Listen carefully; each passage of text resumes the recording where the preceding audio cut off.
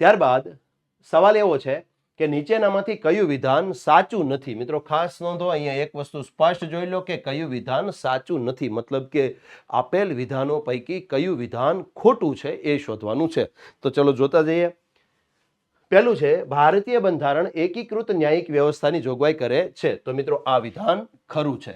Option A છે ખરો છે, કારણ કે આપણા દેશનું જે ન્યાયતંત્ર છે એ એકલ ન્યાયતંત્ર છે, એકીકૃત ન્યાયતંત્ર છે, સળંગ ન્યાયતંત્ર છે, સંકલિત ન્યાયતંત્ર છે.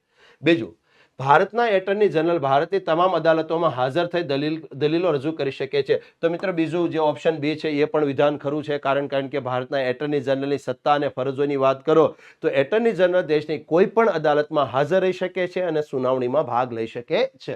ત્યારબાદ છે, સુપ્રીમ કોર્ટને પરમ આદેશ એટલે કે મેન્ડેમસ જાહેર કરવાનો બંધારણીય અધિકાર છે. તો મિત્રો આ વિધાન પણ ખરું છે, કારણ કે ભારતીય બંધારણના અનુચ્છેદ નંબર 32 મુજબ ભારતની સુપ્રીમ કોર્ટ 5 પ્રકારની રીટ જાહેર કરી શકે છે. એમાં એક મેન્ડેમસ પ્રકારની રીટ જાહેર કરવાનો પણ સુપ્રીમ કોર્ટને અધિકાર છે. તેથી ઉપરના 3 વિધાનો ખરા છે.